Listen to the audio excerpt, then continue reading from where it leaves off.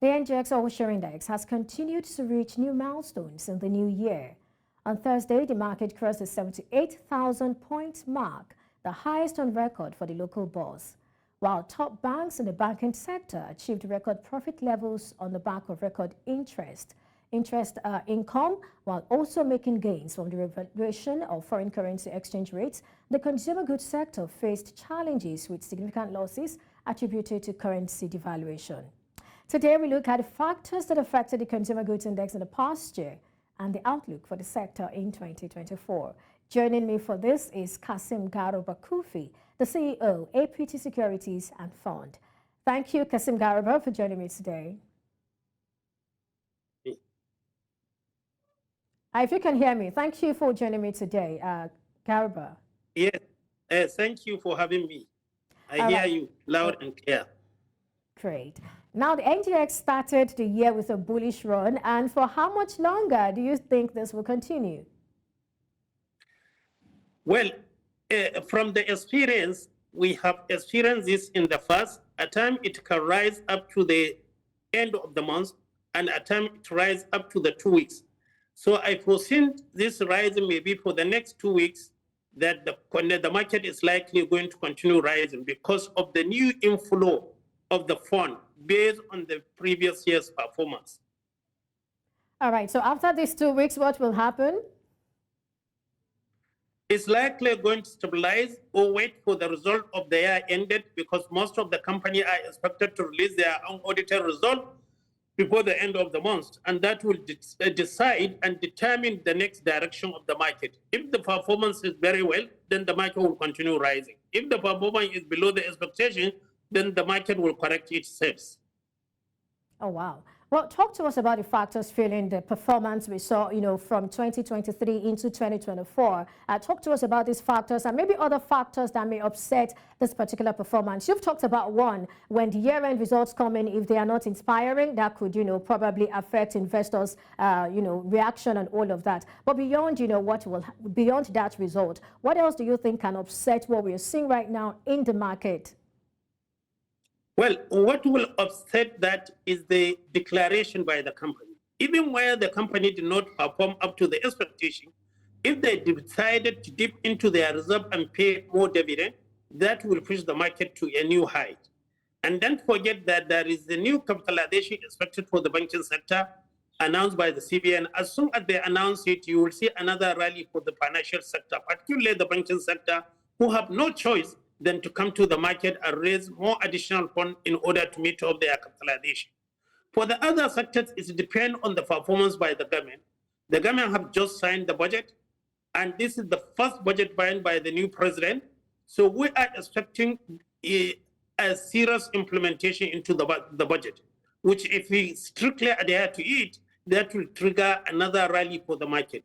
And if they are able to stabilize the foreign exchange, that will bring the foreign inflow into the market. So the market expected, up to now, the foreign investors are not into the country, but we believe with the stability of the exchange rate, the foreign investors are likely coming, and that will push for another rally. All right, let's talk more specifically about the consumer goods index now. We saw a mixed bag in that sector in the past year. That's talking about the consumer goods. And although the NGX consumer goods index witnessed a 90.39% appreciation in 2023, I must say that we had, a good number of the indexes had wonderful performances last year. Yet many of the stocks in this category, that's consumer goods, had an unfavorable year. Talk to us about how some of these stocks were able to weather the storm. We saw those that didn't do very well, yet we saw those that did very well. And even at the end of the day, their gains, their results was able to even serve as a buffer and all of that. So talk to us about how these stocks were able to weather the storm. Well, as we are all aware, the consumer food industry is an industry of necessity. With or without money, you must eat, and you must buy baby food. So it's an industry of necessity. However, majority of their raw materials are foreign. Take the flour industry. We import wheat. Assuming we concentrate into the production of wheat, like the way we did for the rice, that will have bring a different change entirely. Until such a time that the government directed their effort to generate more of wheat and other raw material demand by the consumer food, we still have to be affected by the foreign exchange because we have to import those products. However, most of them, they have the ability to transfer the cost into the consumer, because if you look at the price of bread have changed, the price of most of the consumer food have changed, so they are able to transfer this. And we are saying that even those sectors that have not done very well, like the flour mill, the Honeywell, the Nestle, we are expecting that 2024 will be entirely a different year, and this will likely bring better response to it. And with this, we anticipate that we are likely going to see much of it, and that will make the market to be better for the consumer good. But we anticipate more rallies this year because a lot of those companies did not enjoy, with the exception of Boer Food. Because if you look at the Boer Food, the category, they are the major rally in the previous year.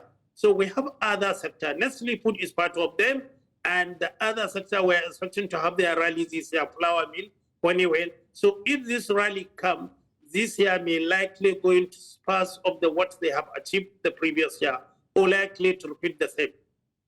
All right, let's take some of the stocks one after the other. Now, some of the stocks that were hard hit in the past year include Nigerian Breweries PLC. We saw its share price decline by 12.2%, and then the company recorded a net loss of 56.8 billion, and that's in the 9 months of 2023. Now, Guinness Nigeria PLC share price declined by 4.8%, and that also recorded a year-on-year decline of 5.56%. That's from the corresponding quarter in the previous fiscal year. Nestle, which you have, of course, talked about, closed the year unchanged, but recorded a net loss of 43.1 billion naira in the 9 months of 2023. Talk to us. Is this about to change? Looking at, these particular companies that I have mentioned, is this about to change for them in 2024? And what are the things that they can do on their own, to probably change the tide? You talked about raising prices. Is this something we should anticipate that's probably going to also help them in the year? Let's talk about this. Yes, they are likely going to change, but not much. Don't forget that all these companies you talk, the Nestle Food, the Nigerian Breweries, the Guinness, they have foreign loan.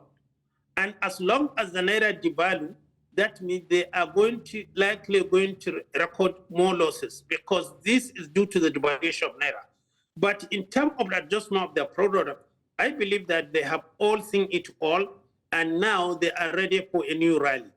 We anticipate that more rising in all those stocks like Nestle Food, Nigerian Brewery, and Guinness. But the question is to what extent can they rise? It all depends on the ability to stabilize the exchange rate, and it all depends on the ability for the federal government to look inward for generating more of their raw material locally rather than importing it. We believe the country have the potential to produce wheat, and if we do our research, we can produce the wheat that can meet their demand, as we did in the rice. So if the government concentrates on that, that will be. And don't forget that we are expecting foreign exchange stability in view of the refinery Cummins, the Dangote, the NNPC refinery, and the more they produce, the less we demand for the foreign exchange to import the white products. And if this happens, that will also affect the stability of the foreign exchange, and that will promote more of this company coming up. But I have no doubt they have a good reserve.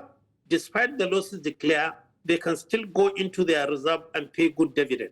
And once they pay good dividend, the market will ignore their losses and promote the price higher, because high return, high gain in terms of the price. So we are expecting this stock to still meet up that one.